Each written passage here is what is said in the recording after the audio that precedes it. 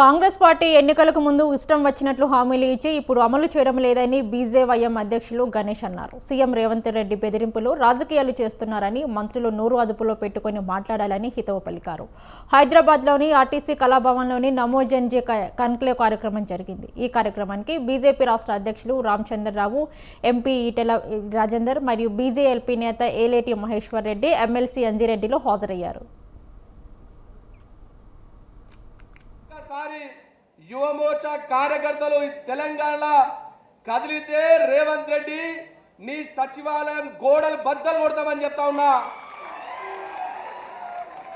BJP అంటే BJYM అంటే తమాషాలు అయితే ఉన్నాయి.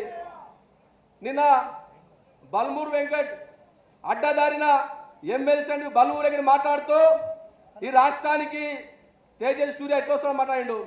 అదే బల్మూరు వెంకట్ చెప్తా ఉన్నా, బిడ్డ మళ్ళా ఇంకా 15 రోజుల తర్వాత తేజస్ సూర్య గారు ఈ కార్యక్రమానికి వస్తారు, బిడ్డ మీ ముందే కార్యక్రమం చేస్తామని చెప్తా ఉన్నా.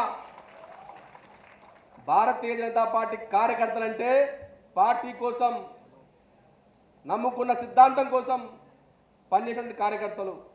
మళ్ళీ ఇంకోసారి ఎటువంటి వ్యాఖ్యలు చేసినా రేవంత్ రెడ్డి కావచ్చు, సహచార క్యాబినెట్ మినిస్టర్ కావచ్చు, బిడ్డ ఖబర్దారని చెప్తా ఉన్నా.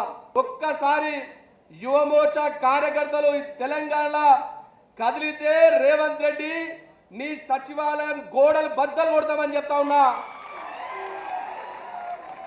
బీజేపీ అంటే బీజేవైఎం అంటే తమాషాలు అయితే ఉన్నాయి. నిన్న బల్మూరు వెంకట్ అడ్డదారిన ఎమ్మెల్సీ అని బల్మూరు వెంకట్ మాట్లాడుతూ ఈ రాష్ట్రానికి తేజస్ సూర్య ఎట్లా మాట్లాడిండు. అదే బల్మూరు వెంకట్ చెప్తా ఉన్నా.